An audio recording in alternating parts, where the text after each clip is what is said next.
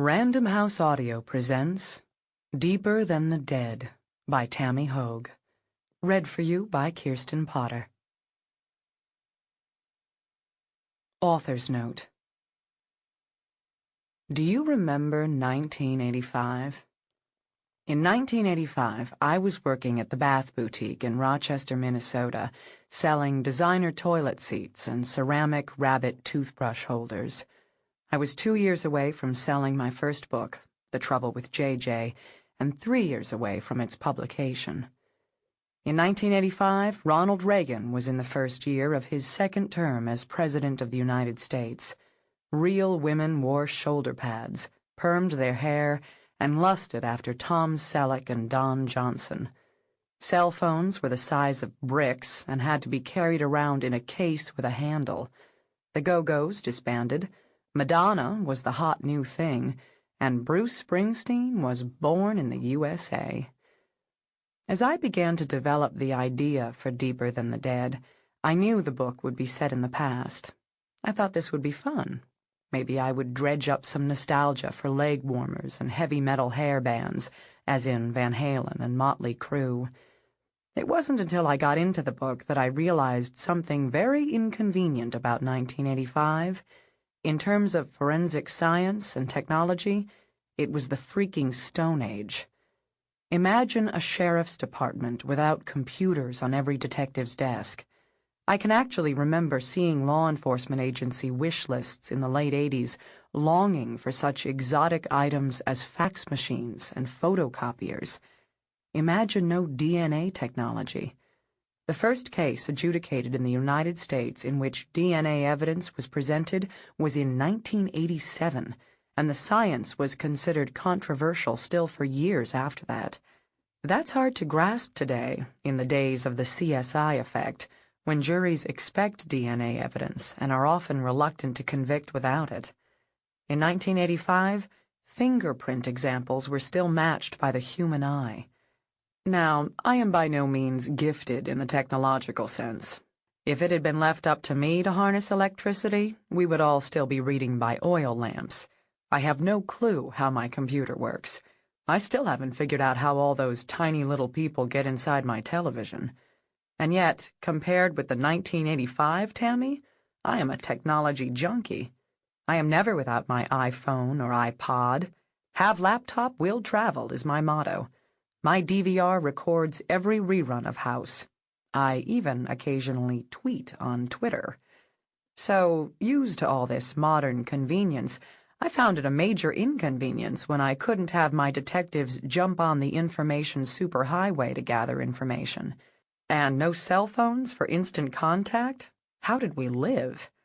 In fact, criminal profiling, so commonly used today and so familiar to law enforcement and civilians alike, was still something of a fledgling science in the mid-'80s. That was what we think of now as the golden age of the FBI's Behavioral Sciences Unit. Those were the days of the Nine. 9 legends in the making. Conrad Hassel, Larry Monroe, Roger DePue, Howard Teeton, Pat Mullaney, Roy Hazelwood, Dick Ault, Robert Ressler, and John Douglas, who came together in 3 or 4 different groups over that time span to bring profiling and the BSU to the forefront of law enforcement. In 1985, the unit was housed at the FBI Academy in Quantico, Virginia, in offices 60 feet below ground, 10 times deeper than the dead, in what agents referred to as the National Cellar for the Analysis of Violent Crime. Setting Deeper Than the Dead in 1985 gave me the opportunity to write about those days and to insinuate a character into that mythical circle of the 9. It also gave me a chance to walk down memory lane and remember the days of Dallas and Dynasty, Michael Jackson's Thriller, and members-only jackets.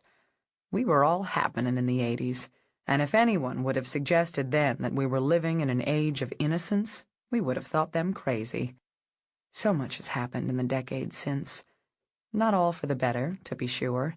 Still, I'll definitely take the advances made in forensic sciences, and I'll definitely take my cell phone. Chapter 1. My hero. My hero is my dad. He is a great person. He works hard, is nice to everyone, and tries to help people. His victim would have screamed if she could have. He had seen to it she could not open her mouth. There would have been terror in her eyes. He had made certain she could not open them. He had rendered her blind and mute, making her the perfect woman. Beautiful, seen and not heard. Obedient. He had immobilized her so she could not fight him. Sometimes he helps me with my homework because he is good at math and science. Sometimes we play catch in the backyard, which is really fun and cool. But he is very busy. He works very hard. Her uncontrollable trembling and the sweat that ran down the sides of her face showed her terror. He had locked her inside the prison of her own body and mind, and there would be no escape. The cords stood out in her neck as she strained against the bindings.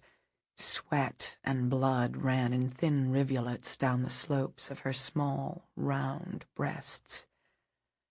My dad tells me no matter what, I should always be polite and respect people. I should treat other people the way I would like to be treated. She had to respect him now. She had no choice. The power was all his. In this game, he always won. He had stripped away all of her pretense, the mask of beauty, to reveal the plain, raw truth. That she was nothing, and he was God. It was important for her to know that before he killed her. My dad is a very important man in the community. It was important that she had the time to reflect on that truth. Because of that, he wouldn't kill her just yet. Besides, he didn't have the time. My dad. My hero. It was nearly 3 o'clock. He had to go pick up his child from school. Chapter 2. 5 days later, Tuesday, October 8th, 1985. You suck, Crane. Tommy Crane sighed and stared straight ahead. Dennis Farman leaned over from his desk, right across from Tommy's, his fat face screwed up into what he probably thought was a really tough look. Tommy tried to tell himself it was just a stupid look. Asinine. That was his new word of the week. Asinine, marked by inexcusable failure to exercise intelligence or sound judgment. Definition number 2, of, relating to, or resembling an ass. That was Dennis all the way around. He tried not to think about the fact that Dennis Farman was bigger than he was, a whole year older than he was, and just plain mean. You suck donkey dicks, Farman said, laughing to himself like he thought he was brilliant or something. Tommy sighed again and looked at the clock on the wall above the door. 2 more minutes. Wendy Morgan turned around in her seat and looked at him with frustration. Say something, Tommy. Tell him he's a dork. Say something, Tommy, Farman parroted, making his voice really high like a girl's. Or let your girlfriend talk for you. He doesn't have a girlfriend, Cody Roche, Farman's scrawny toady, chimed in. He's gay. He's gay, and she's a lesbo. Wendy rolled her eyes. Shut up, cockroach. You don't even know what that means.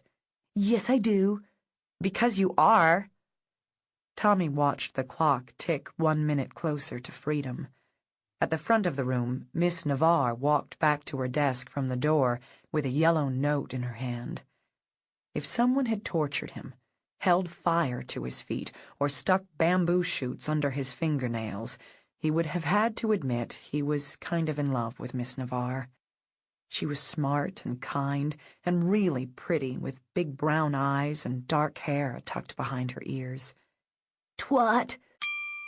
Sample complete. Ready to continue?